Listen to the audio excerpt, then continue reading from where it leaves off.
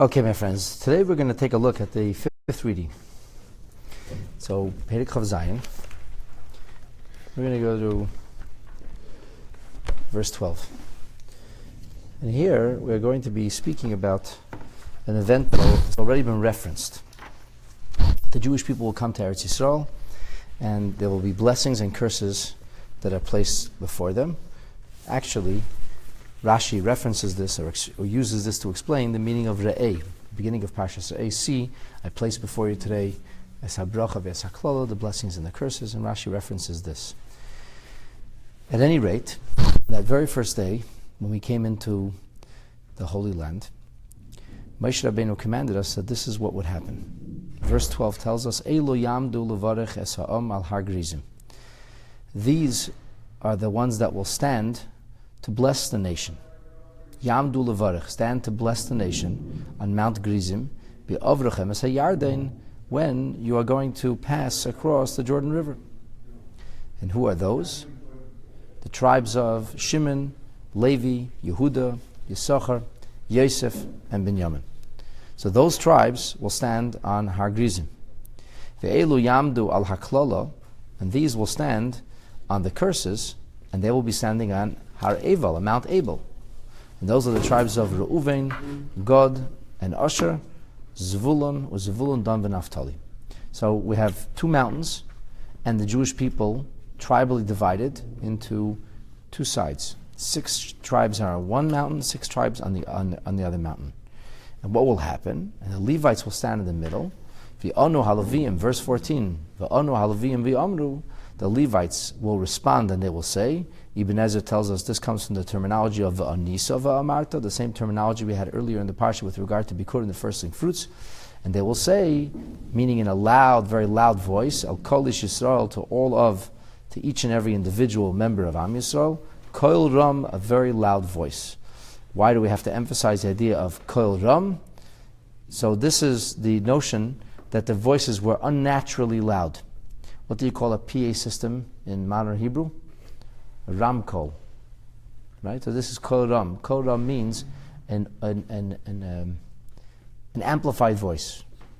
And the Gemara in Talmud Yerushalmi, Maseches Sotah, tells us that this was to show you that HaKadosh Baruch Hu, that Almighty God Himself, was a partner in these blessings and curses, because the Levium's voices, they carried much, much higher. There wasn't the octaves they reached were not possible on their own, without any kind of assistance. So this is Koil Ram, that Hashem Himself assisted in the declaration or in the recitation of these blessings or curses.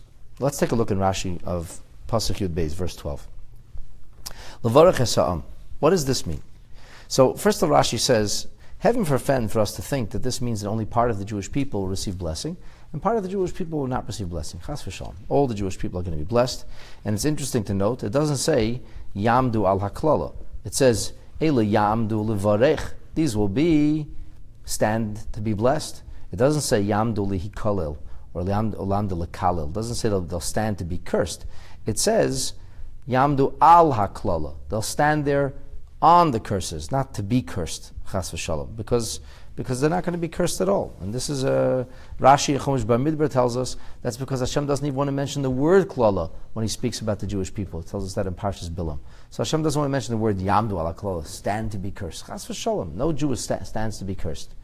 But it's Yamdu al haklala. You stand on the curses. The Kli Yakar incredibly says that the curses are our doing. What comes from Hashem, it depends how we receive it. And actually, back in Parshas Re'eh, the Kli Yakar uses an amazing metaphor. He says the same sun, it bleaches the clothes and it tans the face of the person doing the laundry. It's the same sun. Same sun. He said the same sun melts the wax, and the same sun hardens the egg. It creates a hard-boiled egg. So what is the difference? The difference is not the sun. The sunlight is the sun. The difference is the material, the recipient, how you, so to speak, are ready to receive it. And so the Kli Yakar says the blessings, blessings comes from Hashem. Curses, Hashem doesn't curse anybody, chas v'shalom. The question is how we take it. The question is what we do with the situation that HaKadosh Baruch Hu gives us. So that's why it says Yamdu ala klala. But anyway, let's go to Rashi, because Rashi is going to give us a very clear explanation of what exactly is going on here. K'de'isa b'Maseches Sotah, Rashi says, as we learn in Maseches Sotah, Rashi refers, of course, here to Talmud Bavli, and this is found on page 32 onward, that it says, Shisha Shvatim Alu L'Reish Har Grizim. 6 of the tribes climbed Mount Grizim, and there they stationed themselves. Vishisha, the other 6, L'Reish Har Evel, they climbed to the summit of Mount Abel. V'hakoyin and v'halaviyim, and those who would be serving Hashem by carrying the Aron, which is really the Kohanim, but Kohanim are called HaKohanim Halaviyim because the Kohanim come from the tribe of Levi. They would be Lamata, they would be below, together with the Aron. The Kohanim Halaviyim Ha'aron Lamata, they would be in the middle, between the 2 mountains, and what we call in English a valley. And then Hafchol Leviyim Pneiim Klape HaGrizim, the Leviyim turned to face Mount Grizim. Ufaschu Bebracha, they began to speak the words of blessing. And then they said, Baruch Ha'isha Shaliyasef Esel, blessed is the person who doesn't make an idol, umasecha, a molten figure, or figurine, v'goymer, etc. Ve'elu, and the Jewish people, the tribes of Israel, standing on both mountains, on the Mount of Grizim as well as on the Mount of Abel, both all answered Amen. Then Chazru, then they turned, V'havchu Pneihem, Klape Har Abel, they faced Mount Abel. Upaschu B'chlala, they began to speak the words of curses. And they said, cursed is the person who will fashion an idol v'goymer. And what happened? And then Elo v'Elo in an Amen. Both would answer Amen.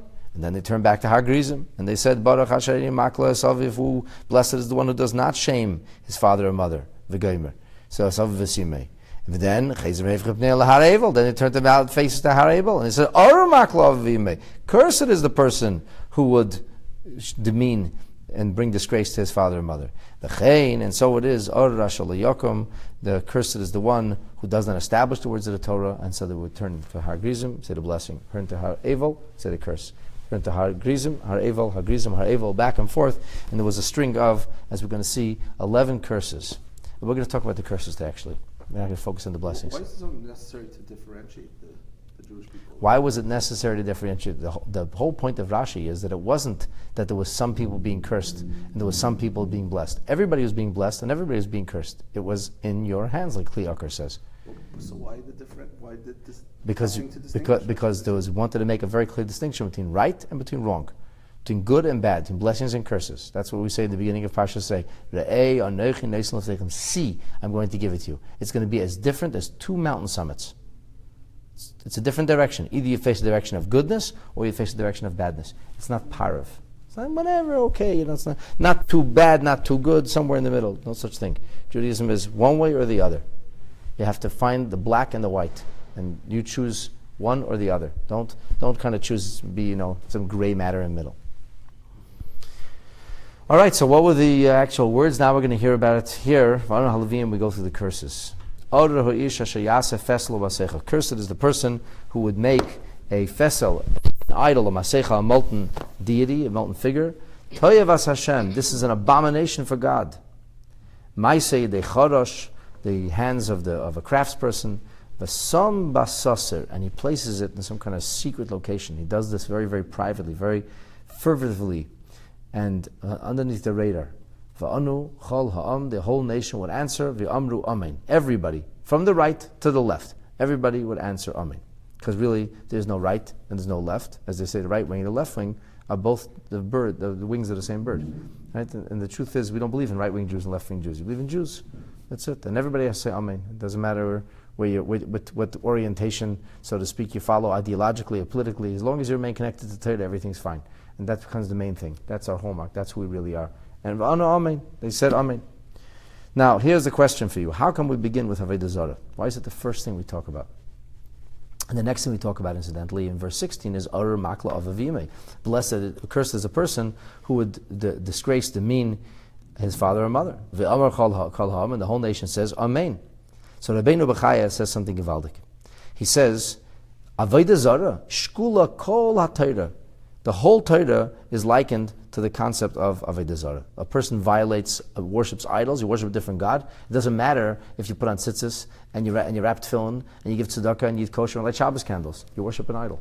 You worship another God. The whole notion of this Jews for J Mishigas. It's lunacy. You worship another God. You bring another deity into the picture. It's like a husband who's very, very doting, very good to his wife, except that he sleeps with somebody else. Like he can't. It doesn't work out. You can't be connected to Hashem. Worship another idol, but I do all the other mitzvahs. So really, this is like the line where everything rises and falls, and therefore, that's where we begin. And then it's the next thing. The next thing is respecting our parents. How come? In Aseret Sadibris, it's not the second thing discussed. The answer is very simple. Because when it comes to respecting parents, it's not just they're nice people, they took care of me, or maybe they didn't. The point is that your parents are partners with God. That's the idea of respecting parents. Respecting parents ultimately is an extension of respecting God. So if you cannot respect your parents, you can't respect God either. And that's how we begin with abandoning God directly, and then we talk about those who are partners together with Hashem, and those, namely, your parents. Now, why does it say v'sam b'saser? And you'll see that this is repeated only twice. But the Mefarshim seem to believe that all of these curses are connected to doing things in secret, flying beneath the radar, hiding your nefarious deeds. Why? Why is that the issue? In fact, we're even going to see there's certain things that are not discussed because you couldn't do those in private. That would be an obvious and a blatant kind of violation of Hashem's will. So, the basic explanation that Rashbam tells us, he says you only see this idea of a son b'seser twice.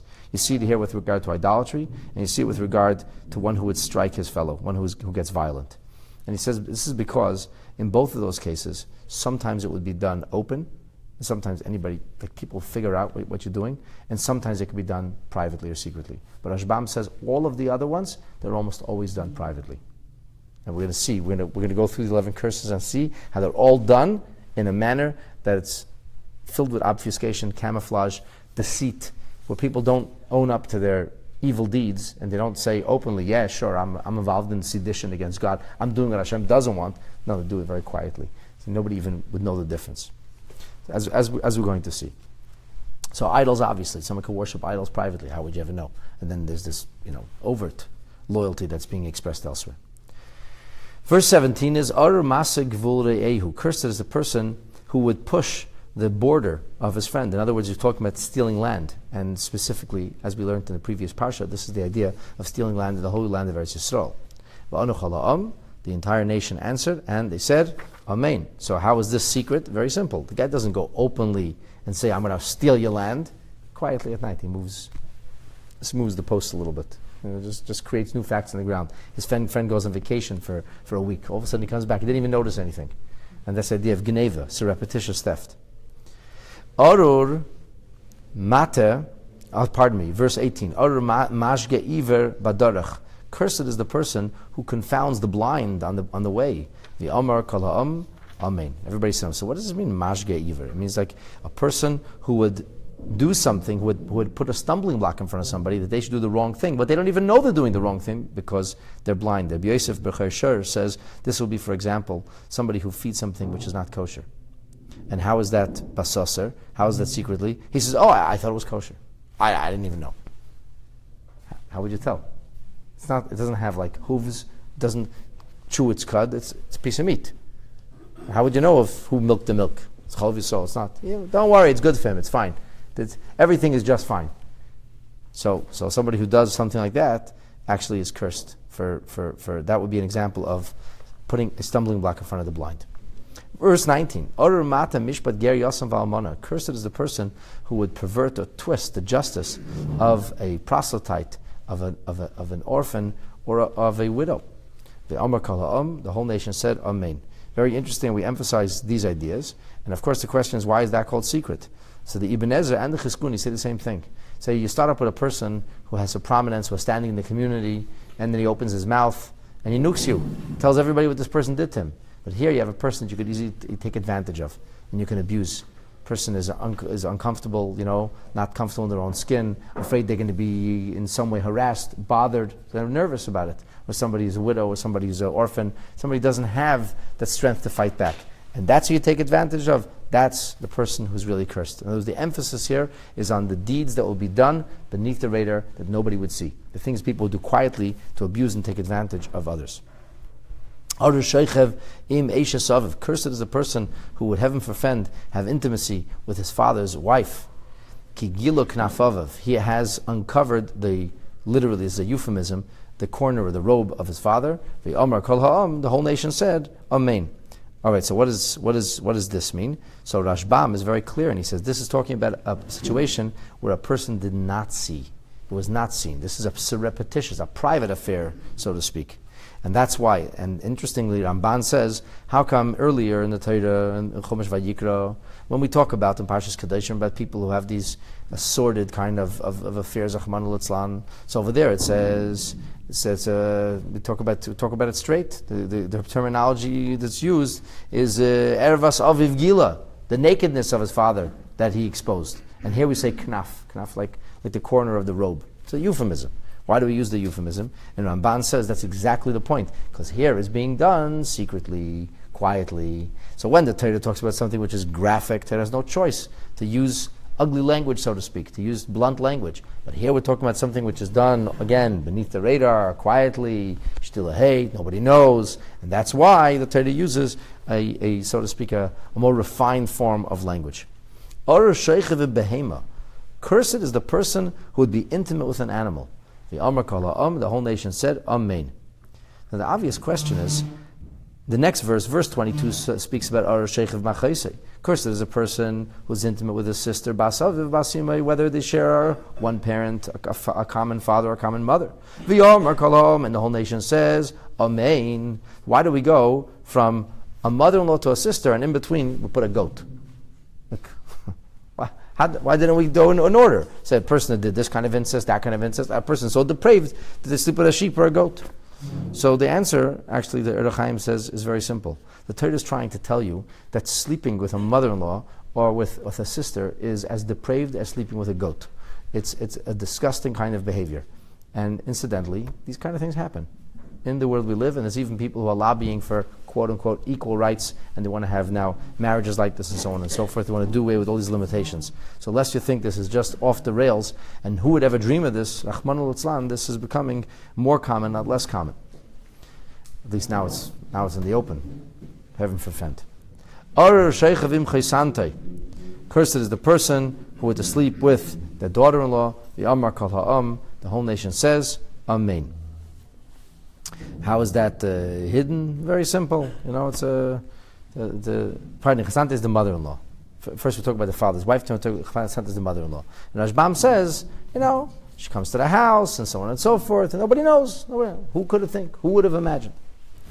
Cursed is a person who strikes his friend Basasar, and here, like Rashbam told us in the beginning, by this curse it emphasizes the idea of Basasar, that is done surreptitiously. The Amar Kal Ha'am, Amen. Everybody says Amen. So why do we have to say the idea of that he strikes him hidden? Because first of all, if you hit somebody, they're probably going to talk about it. So how could you get away with that? But there could be a way that it's done in a private fashion. Rabbeinu Meyucha says striking doesn't only mean physical injury; it could even mean murder. So a person he kills somebody else quietly, and nobody knows the difference. Or he says that it could be a situation. The Savo Kabbalah says that we have people who are endlessly fighting with each other, and their arguments get very, very deep and very pernicious. And you wouldn't necessarily know when they're fighting, when they're not fighting, and this is how it can be in the open or not. Verse 25. The next one is Ar Lekech Sheichad. Cursed is the person who takes bribery, lahakes nefesh dam noki, in order to convict somebody wrongly, unlawfully. And the whole nation says, Amen. And then the Torah finishes off, and it says, Cursed is a person who does not establish the words of the Torah. And that is the litany of the 11 curses that are delivered when the Jewish people land in the country which we call Israel. Now here's a question. Why 11? How many tribes are there? 12. So why 11 curses? So you take a look now in Rashi on verse 20 of 24. Rashi says like this: Ra'isi bi'yisoidoi. Yisoidoi is the foundational writings, but it really means the books of Rabbi Moshe HaDarshan. There was a famous rabbi who lived just before Rashi. His name was Rabbi Moshe the Preacher, and Rashi oftentimes refers to him in his commentary on the Chumash. So Rabbi Moshe HaDarshan says, Achad Asar Arurim Yashkan. There are 11 curses here. besides the last one, Arar Shalai Yakum. But Arar Shalai Yakum is a general one. It doesn't speak about a specific Aveda. So therefore, he says, what's the Achadas Arurim? This is Keneged. This corresponds to Yud Aleph Shvatim, to 11 tribes. Why do we speak about corresponding to 11 tribes? What's up? We have 12 tribes. Says Rashi, you Keneged Shimon, Lei Kosav Arur. Corresponding to Shimon, it doesn't say Arur. Why? Since Moshe Rabbeinu wasn't planning to bless him Lifnei Moshe before he died, when he blessed the other tribes, so therefore he didn't want to curse him either. So he had in mind all 11 tribes, and each one got it over their head, and each one got a potential curse. And the Shimon, he wasn't thinking of saying anything good, so he didn't want to say anything bad. That's what Rashi says. And the question, of course, is how do we end up? How does this, other than the number, how does it end up corresponding to 11 tribes? Now, clearly, Rashi says that each one corresponds to a particular tribe. Because if it's just 11, it doesn't say Shimon is left out. It says, no, Shimon is left out. Moshe Rabbeinu had in mind 12 of the tribes, except for Shimon. So 11. Shimon was left out. That means the other ones he had in mind. Which curse went for which tribe? And why would he have that? So to be sure, there is an explanation from Abarbanel and from Maskell David. The problem with their explanations are they don't fit with Rashi. They talk about like futuristic stuff. And because it's future focused about events that the child who learned Chumash and got up to Parshas Kisava never learned about, it's impossible that Rashi would do that. Because one of the rules of Rashi is Rashi only relies on what the child learned already. If the child learned it already, he should know it. If the child didn't learn it, then he probably doesn't know it. So we have to then say that there's some way to identify the 11 different curses that will correspond to 11 of the tribes individually, specifically, and that the child should be able to figure it out by himself from what he learned in the past. So that's the question that the Rebbe puts to us. And we're going to go through this now on page Zayin and hear how these 11 curses correspond to 11 of the tribes. Now, I want to emphasize that when you say a curse corresponds, it doesn't say people who did these things. It says that people who might be prone to do this. It's like a warning. Don't do this because you're going to be cursed if you do this. So there would be people who have a predisposition, a preponderance of doing something. It's like if you expect your child to behave in a certain way, you'll say to the child, don't do A, B, and C. Why shouldn't I do A, B, and C? You know why? Because you're going to be cursed. And this is what like you're suspectful or concerned with, meaning there seems to be some kind of deviation or some kind of weakness in that direction. And because there's a weakness, that's why you put up the fence. That's what this curse is like. It's like putting up an extra fence, an extra wall, an extra barrier, something to protect, to ensure that these people don't end up going down that path. So the Rebbe amazingly goes through 11 of the tribes, and he identifies how we have already learned, up till Parshas Kisavai, the weakness of each tribe. We have already attributed it in each one of the individual curses. So let's start off. Number one, the curse was about the idea of Pesel, right? So the Rebbe says that would obviously correspond to the tribe of Dan. Why? Because Rashi already told us in Parshas Lech Lecha that Avraham Avinu chased his enemies up. It says Vayirdef ad Dan. He chased them till Dan. Now this is the land of Israel that's going to be called Dan in the distant future, many centuries later, like 4 or 5 centuries later. So why do we call it Dan? So Rashi told us over there, Sham Tashash Kreiche, Avraham was weakened. Why? Shara, he saw that in the future, Asidim Ban of Lahamid Sham Egel, that his children would establish a golden calf there. Who was that? That was in the tribe of Dan. So Dan had a predisposition, it seems, to idolatry. And that's why the first one would correspond to Dan. Moshe Rabbeinu was thinking Dan when he said, Arur, cursed is the person who makes the concept of an idol. Now what's the next thing? About disrespecting parents. So the Rebbe suggests this corresponds to the tribe of Asher. Why would Asher be prone to disrespect parents? Well, in the blessings of Jacob it says, Asher shmeina lachmei, that Asher will have fine delicacies. His bread will be, so to speak, rich. He'll give royal delicacies. In other words, that the tribe of Asher enjoyed enormous wealth, enormous plenty and affluence. And you know what happens when there's a shift between one generation and the next, when the next generation becomes very affluent? Invariably, what will happen is that the generation that's affluent will disrespect and demean their parents. Where do we see this? We see this 2 weeks ago. We learned about a ben sorer umoreh. We learned about a child who's rebellious. And the child who's rebellious, it says, zoilel v'soive. He's, so to speak, he's stuffed. He's got too much. And it all comes out of too much. This is a generation, we actually live in a generation that has an enormous breakdown of the respect between parents and children. And where did it come from? It comes from because it's enormous affluence today. And people have so much, and there's a sense of entitlement. And along with that entitlement, and along with that affluence, invariably comes a natural disrespect for parents in previous generations. And therefore, Usher is what Moshe Rabbeinu had in mind when he said, watch yourself, don't demean your parents. The next one was about borders, moving borders. Who would this correspond to? Says Rashi, the Rebbe says that would correspond to Yisachar, because it says in the blessings of Yaakov Avinu, remember, it's all stuff we already learned before. The child can figure this out. It says Yisachar Chamer Gorem. Yisachar is a bony donkey. He's Reivetz Beina Mishpasayim. And he crouches between the borders. In other words, that Yisachar always was a border guy. He was always crouched at the border. So crouched at the border, you're crouching at the border. That's very easy for you to move the border a little, because you're crouching right there. You're engaged there. The cursed is the person who would put a stumbling block in front of somebody. This suggested Ebbe corresponds to tribe Binyamin. Why? Because we learned in Parshas Pinchas that when Aaron HaKohen died, there was a group of Jews who said, we're done, we're going back. And who was that group of Jews? It says actually there was 7 families that were wiped out because these people actually left. They were heading back to Mitzrayim. And the Levites went after them. And there was a civil war. And they killed Levites, and the Levites killed them. And in the end, we got them everybody back on track. 7 families were gone. Out of 7 families, 5 of them came from the tribe of Binyamin. So Binyamin was guilty of placing a massive, the greatest of stumbling blocks, right when the Jewish people were just heading towards the land of Israel. So therefore, we have this idea that Binyamin would have a preponderance to stumbling blocks.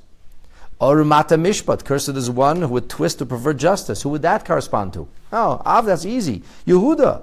Because Yaakov Avinu blessed Yehuda, L'yasser shevet Yehuda, u'mechaykek b'bein raglav. The tribe will not depart from Yehuda, and a lawgiver from between the feet of Yehuda. So Yehuda was the family that produced the justices, the judges, those who were involved in the concept of adjudicating and bringing about justice.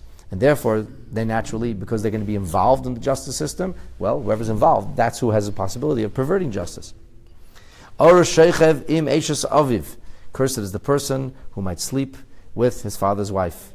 The Rebbe says this again is easy. That's got to correspond to Reuven. What did Reuven do?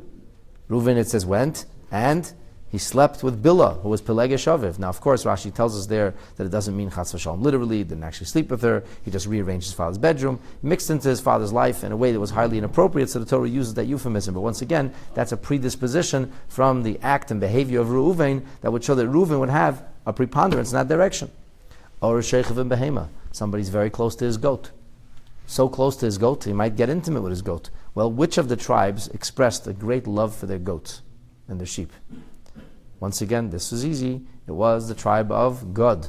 God said we have a lot of animals, a lot of livestock. We want to remain on the other side of the Jordan River. And they even said we're going to build a lot pens for our livestock and homes for our children. They talked about their animals, they talked about their livestock before they talked about their own family. And Moshe says, no, what are you talking about? First take care of your wives and children, then you'll take care of the animals. Well, if somebody is so connected to his animal, that would be a possible preponderance, chas v'shalom, to go that direction. That corresponds to God. Cursed is the person who might sleep with his sister. This corresponds to Naphtali, because Naphtali's name came from Rachel saying, Naftuli alikim naftalti amachesi. I have now finally caught up to my sister, because she had a baby through her maidservant named Bilhah. In other words, that there's a very close connection, a kindred connection in the name Naphtali between siblings. And in fact, we could derive from this that the tribe of Naphtali was known for wonderful familial relationships. They were very close siblings. But close siblings, then there's always a concern. Siblings don't talk to each other. Don't worry, they're not sleeping with each other. If they're very, very close, maybe they could get too close. That's where you need the extra warning. That's where you need to take the extra care. Or cursed is the one who would sleep with his mother-in-law. Who's that referring to? Which tribe? Who came almost into that situation? Yosef. Potiphar's wife was his mother-in-law. She tried to seduce Yosef. So that's, once again, naturally corresponds. Or cursed is the one who might strike, or as we learned in the Mefarshim, even kill. Who is the one who went and surreptitiously went and killed?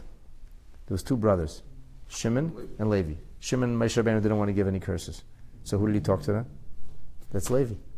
Levi has a preponderance to this. And actually, the Rebbe doesn't mention it here, but perhaps you could also say that Levi was ready to pick up arms twice, after the Egel, and later on when it came to Jewish people dividing. And finally, last but not least, the cursor is the one who might take any kind of bribery. This corresponds to Zvulun. What was Zvulun's job?